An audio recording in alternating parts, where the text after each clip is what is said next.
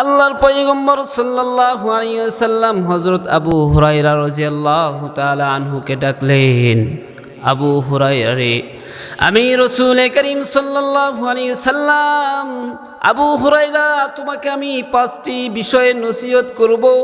এই নসিহতগুলো যদি তুমি পালন করতে পারো, মানতে পারো, তাহলে তুমি কিন্তু আবাদান নাস, তাহলে তুমি কিন্তু পৃথিবীর মধ্যে, মানুষের মধ্যে সর্বশ্রেষ্ঠ মানুষ হিসেবে তুমি পরিণত হয়ে যাবা।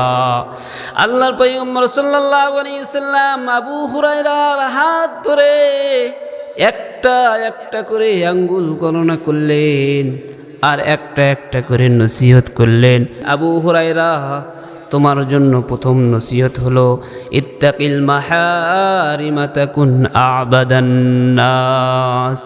মুসলমান বন্ধুরা রে আমার, আল্লাহর পয়গম্বর আবু হুরায়রাকে প্রথম যেই নসিহতটা করলেন, আবু হুরায়রা ইত্তাকিল মাহারিমা তাকুন আবাদান নাস। আবু হুরায়রা রে, তুমি যেখানেই থাকো, যেথায় থাকো, যেখানেই থাকো না কেন, তুমি গুনাহ থেকে বিরত থাকবা। 1 নম্বর নসিহত, গুনাহ থেকে বিরত থাকা। আর এই গুনাহ থেকে যদি আমরা বিরত থাকতে পারি, আল্লাহর পয়গম্বর বলেন তাকুন আবাদান নাস, তোমরা শ্রেষ্ঠ বান্দা, সফল বান্দা হিসেবে গণ্য হবে। মুসলমান বন্ধুরা রে আমার, আল্লাহর পয়গম্বর সাল্লাল্লাহু আলাইহি ওয়াসাল্লাম আবু হুরায়রার দ্বিতীয় নসিহত করলেন, আবু হুরায়রা, তোমার জন্য দ্বিতীয় নম্বর নসিহত হলো ওয়ারজা বিমা কসামাল্লাহু লাকা তাকুন আগুনান নাস। আবু হুরায়রা রে, তোমার জন্য দ্বিতীয় নম্বর নসিহত, আবু হুরায়রা, ভাগ্যের উপর কখনো অভিযোগ করবা না, ভাগ্যকে কখনো গালি দিবা না, তকদিরকে কখনো গালি দিবা না।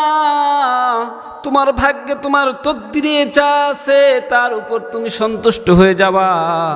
কারণ একজন মুমিন কখনো তকদিরকে গালি দিতে পারে না, ভাগ্যকে গালি দিতে পারে না। কথা বলেন ঠিক কিনা ভাইরা আমার? আমাদের সমাজের অনেক মানুষ আছে যারা তকদিরকে গালি দেয়, যারা ভাগ্যকে গালি দেয়। বিশেষ করে আমাদের সমাজের মহিলারা, মায়েরা তকদিরকে অনেক সময় এরা শিরিক করে ফেলে। অনেক সময় মুসিবতের মধ্যে পড়ে গেছে,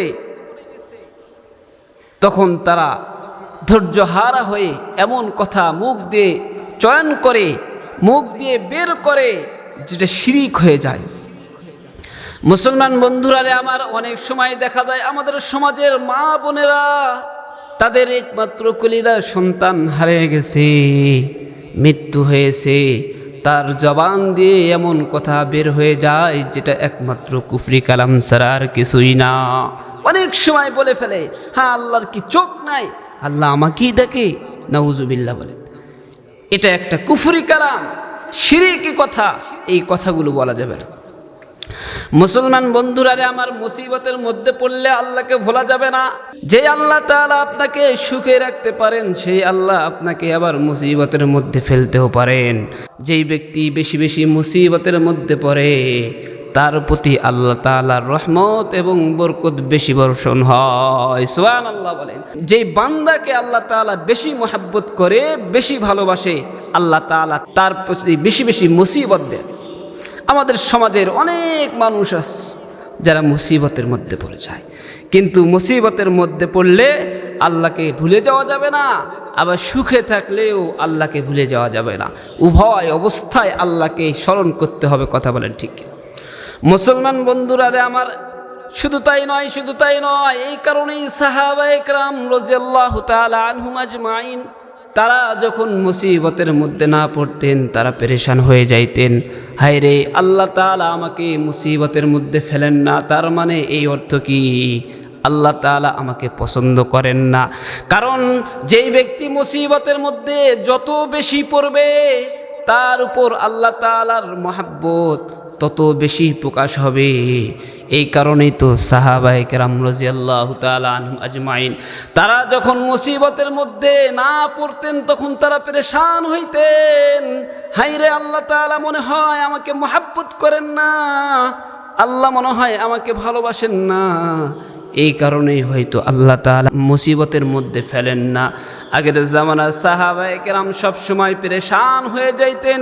আল্লাহর পয়গম্বর সাল্লাল্লাহু আলাইহি ওয়াসাল্লামের সাহাবী, যুবক সাহাবী বিবাহ করেছেন সুন্দরী, রূপসী, জাহেদা, আবেদা, কানেতা বিবি দেখে বিবাহ করেছেন। মুসলমান বন্ধুরা রে আমার, সুন্দরী পরহেজগার বিবিকে বিবাহ করা, এটাও আল্লাহর পয়গম্বর সাল্লাল্লাহু আলাইহি সাল্লাম হাদিসের মধ্যে বলেছেন।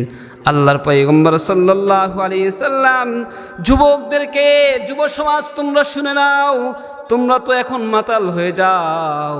আল্লাহর পয়গম্বর সাল্লাল্লাহু আলাইহি সাল্লাম তোমাদের ব্যাপারে বলেছেন, যুব সমাজ তোমরা যখন বিবাহ করবা, বিবাহের সময় কিন্তু তোমরা একজন মহিলার মধ্যে 4টা গুণ দেখবা। কয়টা গুণ? 4টা গুণ। 4টা গুণ দেখে তোমরা বিবাহ করবা, তাহলে বিবাহর 1 মাস 2 মাস পর তোমাদের সংসারের মধ্যে কোনোদিন ঝামেলা আসবে না, সংসারে ঝামেলা আসবে না।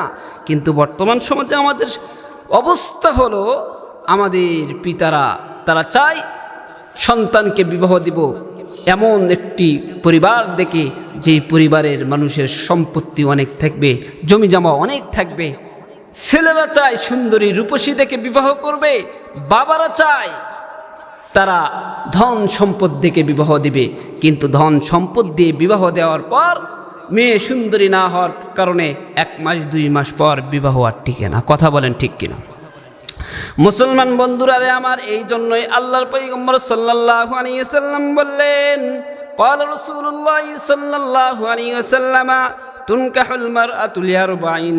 আল্লাহর পয়গম্বর সাল্লাল্লাহু আলাইহি ওয়াসাল্লাম বললেন, তোমরা যখন বিবাহ করবা, একটা মহিলার মধ্যে 4টা গুণ দেখে তোমরা বিবাহ করবা। কয়টা গুণ? যুব সমাজ কথা বলো, কয়টা গুণ? 4 গুণ দেখে বিবাহ করবা। 1 নম্বর লিমালিহা, তার সম্পদ আছে নাকি এটা দেখবা। যাকে বিবাহ করবা তাদের সম্পদ আছে নাকি এটা দেখবা, সমস্যা নাই দেখবা। 2 নম্বর ওয়ালি হাসাবিহা, তাদের বংশমর্যাদা কেমন এটাও দেখবা। 3 নম্বর ওয়ালি জামালিহা, মহিলা সুন্দর কিনা এটাও দেখবা। ওয়ালি দীনিহা, এবং তার মধ্যে দিনদারি পরহেজগারি আছে নাকি এটাও দেখবা। ফাজফার বিজাতিদ্দিন, কিন্তু এই 4 গুণের মধ্যে কমপক্ষে দিনটা তোমরা প্রাধান্য দিবা। যদি দিনকে তোমরা প্রাধান্য দিতে পারো, তাহলে কিন্তু তোমরা সফলতা অর্জন করবা। সুবহানাল্লাহ বলেন। 4 গুণের মধ্যে কমপক্ষে এই দিনদারি, এটাকে প্রাধান্য দিতে হবে। কারণ সম্পদ লিমালিহা, সম্পদ, এই সম্পদ আজ আছে তো কাল নাই। ওয়ালি হাসাবিহা, বংশমর্যাদা আজ আছে কাল নাই, থাকবে না। ওয়ালি জামালিহা, সৌন্দর্য এক সময় থাকবে না, আস্তে আস্তে যখন বয়স বাড়বে সৌন্দর্য তখন আস্তে আস্তে দূর হয়ে যাবে। কিন্তু দিনদারি এটা যতদিন থাকবে, একটা সংসার ততদিন পর্যন্ত বরকতময় একটা সংসার হিসেবে থাকবে। এই জন্য আল্লাহর পয়গম্বর বলেন, দিনদারিকে তোমরা প্রাধান্য দিয়ে তোমরা বিবাহ করো। মুসলমান বন্ধুরা রে আমার, আল্লাহর পয়গম্বর সাল্লাল্লাহু আলাইহি সাল্লামের সাহাবী বিবাহ করেছেন জাহেদা আবেদা মহিলা দেখে। আল্লাহর পয়গম্বর সাল্লাল্লাহু আলাইহি সাল্লাম হাদিসের মধ্যে বলেন, ও যুব সমাজ, তোমাদের জন্য আল্লাহর পয়গম্বর মেসেজ দিয়েছেন, যুবকরা তোমাদের যখন বয়স হয়ে যাবে, তোমরা যখন প্রাপ্ত বয়স্ক হয়ে যাবা, তখন কিন্তু তোমরা বিবাহ করবা। ক্বালা রাসূলুল্লাহ সাল্লাল্লাহু আলাইহি ওয়াসাল্লাম ইন্না ফিন নিকাহি লা বারাকা। আল্লাহর পয়গম্বর বলেন, বিবাহের মধ্যে বরকত আছে। যুব সমাজ, গায়বান্দার যুব সমাজ তোমরা শুনে নাও, আল্লাহর পয়গম্বর তোমাদেরকে মেসেজ দিলেন, ইন্না ফিন নিকাহি লা বারাকা, বিবাহের মধ্যে বরকত আছে, তোমরা তাড়াতাড়ি বিবাহ করে নাও। বিবাহের মধ্যে বরকত আছে। আল্লাহর পয়গম্বরের সাহাবী বিবাহ করেছেন জাহেদা আবেদা নেককার মহিলা দেখে, তো সংসারের মধ্যে বরকত শুরু হয়ে গেছে। আগে 500 টাকা রোজগার হইতো, এখন 1000 টাকা রোজগার হয়। মুসলমান বন্ধুরা রে আমার, বিবাহের মধ্যে বরকত আছে, কারণ একজন নেককার মহিলার আমলের প্রভাব তার স্বামীর কর্মজীবনে পড়ে। ঠিক তেমনিভাবে একজন বদকার মহিলার বদকাজের প্রভাব তার স্বামীর কর্মজীবনে পড়ে। নেককার মহিলার আমলের প্রভাবটা তার স্বামীর কর্মজীবনে পড়ে, এই জন্য বরকত হয়। স্ত্রী যদি নেককার হয়, তার স্বামীর কর্মজীবনে বরকত হওয়ার কারণে আগে 500 টাকা রোজগার হইতো, এখন 1000 2000 টাকা হয়। কিন্তু মহিলা যদি বদকার হয়, তার বদকারির কারণে তার স্বামীর রোজগারের মধ্যে বরকত থাকে না, কামাই রোজগার হয় না, বসে থাকতে হয়। 2 দিন পর পরিবারের মধ্যে ঝামেলা হয়। ঝামেলা তো পাকাইছে এই মহিলারা। এই জন্য অনেক দেখা যায় যে খারাপ স্বামীর নুতফা থেকে সুসন্তান জন্মগ্রহণ করে, কিন্তু একজন খারাপ মহিলার পেট থেকে সুসন্তান জন্মগ্রহণ করে না। এই জন্য সমাজের মহিলারা ভালো হয়ে যান। মহিলারা যদি ভালো হয়ে যায়, সমাজটাই পরিবর্তন হয়ে যায়। বর্তমান সমাজে একটা ভাইরাস, মহিলা মাদ্রাসা নিয়ে একটা কিছু সুশীল সমাজের কিছু আওয়াজ ছড়িয়ে পড়েছে বর্তমান সমাজে। তারা বলতেছে মহিলা মাদ্রাসায় 2-1টা বিচ্ছিন্ন ঘটনার কারণে অনেকে আওয়াজ উঠাইছে মহিলা মাদ্রাসাকে বন্ধ কর। আরে ভাই, 100 মহিলা মাদ্রাসার মধ্যে 2-1 জায়গায় সমস্যা হয়েছে, কিন্তু স্কুল কলেজের তো প্রত্যেক জায়গায় সমস্যা। সেগুলো নিয়ে তোমরা সুশীল সমাজ কথা বলো না কেন? আসলে বোঝা যায় দিনদারিত্বের জায়গায় তোমাদের আসলে চুলকানি। মুসলমান বন্ধুরা আমার বলতেছিলাম, নেককার মহিলার নেক আমলের প্রভাব তার স্বামীর কর্মজীবনে পড়ে যায়, আর বদকার মহিলার বদ আমলের প্রভাবও তার স্বামীর কর্মজীবনে পড়ে।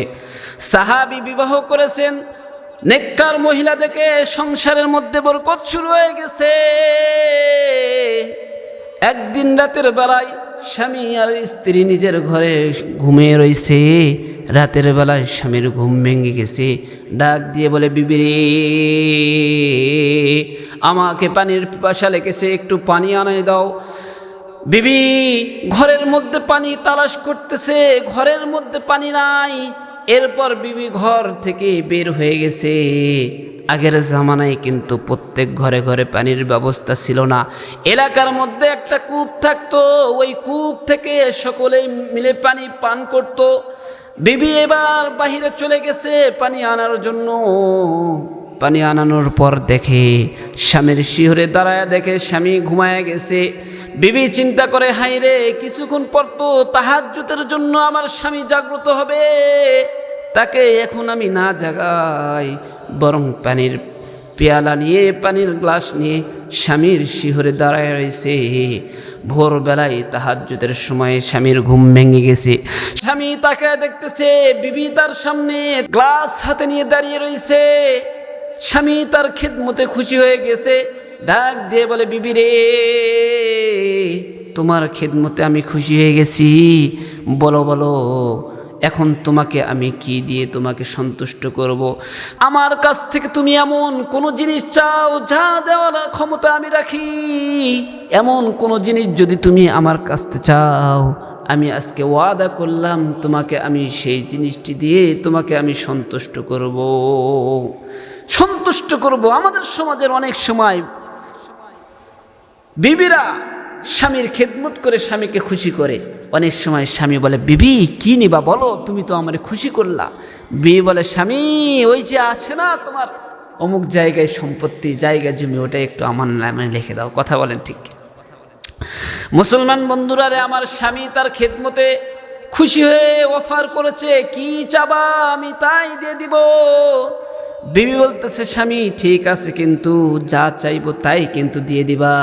বলে, হ্যাঁ যা চাইবে তুমি তাই আমি দিয়ে দিব। বলে, ওয়াদা করো। হ্যাঁ আমি ওয়াদা করলাম। বিবি ডাক দিয়ে বলে, স্বামী রে, তাহলে তুমি আমাকে এই মুহূর্তে তালাক দিয়ে দাও। স্বামী এবার কান্নার কারণে চোখ দিয়ে পানি ঝরতেছে। এমন পরহেজগার বিবিকে কেমন ভাবে তালাক দে? বিবিকে ডাক দিয়ে বলে, বিবিরে, এটা ছাড়া কি অন্য কিছু চাওয়া যায় না? বলে, না না না। কেন আমার কাছ থেকে তুমি তালাক চাও? আমি কি তোমাকে খাবার দেই নাই? কাপড়ের অভাব ছিল? কিসের অভাব ছিল তোমার? বলে, এত কথা না। আউফি ওয়াদাক, আপনি ওয়াদা করেছেন, ওয়াদা পূরণ করেন। স্বামী বেচারা তো এবার মন খারাপ, কারণ এমন পরহেজগার আবেদা জাহেদা মহিলা স্ত্রীকে কেউ কিন্তু ছাড়তে চায় না। কথা বলেন ঠিক কিনা? আমাদের সমাজে তো এমন যদি মহিলা হয়, এক লাফে বলবে ঠিক আছে তুমি যা চাও তাই দিয়ে দিলাম, চলে যাও। অনেক সংসার আছে যারা বাধ্য হয়ে এরকম সংসার করে। মুসলমান বন্ধুরা আমার, স্বামী বলতেছে বিবি না না আমি এই কাজ করতে পারবো না, তবে সরকারে দু আলম নবী মুহাম্মদুর রাসূলুল্লাহ সাল্লাল্লাহু আলাইহি সাল্লাম নবী এখনো হায়াতে জীবিত, চলো যায় আল্লাহর পয়গম্বরের দরবারে চলে যায়। ঠিক আছে, আল্লাহর পয়গম্বর যেই সিদ্ধান্ত দিবে আমরা দুইজন কিন্তু সেই সিদ্ধান্তই মেনে নিব। স্বামী আর স্ত্রী এইবার পরের দিন সকালবেলা পাহাড়ি অঞ্চল দিয়ে আল্লাহর পয়গম্বর সাল্লাল্লাহু আলাইহি সাল্লামের দরবারে যাচ্ছেন। রাস্তা হাঁটতে হাঁটতে ধারালো পাথরের আঘাত খেয়ে স্বামী হেসুট খেয়ে জমিনে পড়ে গেছে, পায়ের গোস্ত সরিয়ে হাড্ডি বের হয়ে গেছে। বিবি তার স্বামীকে এতই মহাব্বত করে সঙ্গে সঙ্গে নিজের কাপড় দিয়ে স্বামীর পা বেঁধে দিয়েছে। কিছুক্ষণ সেবা করার পর স্ত্রী বলতেছে স্বামী রে চলো যাই যাই, চলো বাড়িতে চলে যাই, তোমার কাছে যতদিন আমি ছিলাম এখন থেকে মৃত্যু পর্যন্ত তোমার সঙ্গেই থাকবো, তোমার সংসার ছেড়ে আমি আর যাব না। স্বামী বলতেছে বিবি কেন কেন, কালকে খেদমত করে খুশি করলা, যা চাও তা দিতে চালাম, তালাক চাইলা, আজকে আবার বলতেছো সারা জীবন আমার সঙ্গেই সংসার করবা, এমন কেন? বিবি ডাক দিয়ে বলে স্বামী রে কিছুদিন পূর্বে সরকারে দু আলম নবী মুহাম্মদুর রাসূলুল্লাহ সাল্লাল্লাহু আলাইহি সাল্লামের মজলিসে গিয়েছিলা, সেখান থেকে একটি হাদিস আমাকে শুনাইছিলা, আল্লাহ তাআলা যাকে বেশি মহাব্বত করে তার উপর বেশি বেশি মুসিবত দান করেন, কিন্তু দীর্ঘ 3 বছর থেকে আপনার সংসার করতেছি, আমার জীবনে আপনার উপর কোনোদিন মুসিবত আসে নাই। তাই ভাবলাম এমন স্বামীর সংসার করি যেই স্বামীকে আল্লাহ পছন্দ করে না, আমি কিভাবে পছন্দ করি, এই জন্য স্বামীরে তোমার দরবার ছেড়ে চলে যাওয়ার ইচ্ছা করেছিলাম, কিন্তু আল্লাহ তাআলা তোমাকে মুসিবতের মধ্যে ফেলে আমাকে এই কথার উত্তর দিয়েছেন যে আমি আমার বান্দাকে ভালোবাসি, তুমি কিন্তু তোমার স্বামীকে ছাড়তে পারবা না। আল্লাহু আকবার। ভাইরা এই জন্য দেখেন যাকে আল্লাহ তাআলা মহাব্বত বেশি করেন, যাকে আল্লাহ তাআলা পছন্দ করেন, তাকে বারবার মুসিবতের মধ্যে ফেলে। আমাদের সমাজে আমরা অনেক মহিলা দেখেছি, অনেক নারী দেখেছি যারা স্বামীর অসুস্থতার কারণে তারা স্বামীকে ত্যাগ করে অন্য জায়গায় চলে গেছে। অসংখ্য মহিলা দেখেছি। স্বামীর ক্যান্সার আমি আমার নিজের চোখে দেখেছি, চোখে দেখা কাহিনী বলতেছি। স্বামীর ক্যান্সার রোগে আক্রান্ত, এই জন্য 2 সন্তানের মা স্বামীকে ছেড়ে পর পুরুষের সঙ্গে পরকীয়া করে চলে গেছে। আমাদের সমাজের এটা একটা ভাইরাস রোগে আক্রান্ত। অধিকাংশ ম্যাক্সিমাম মহিলারা আমাদের সমাজের পরকীয়া রোগে আসক্ত। তো এই জন্য আল্লাহ তাআলা আমাদেরকে এই রকম কাজ থেকে, এই মহামারী থেকে হেফাজত করুক। সকলে বলুন আমিন।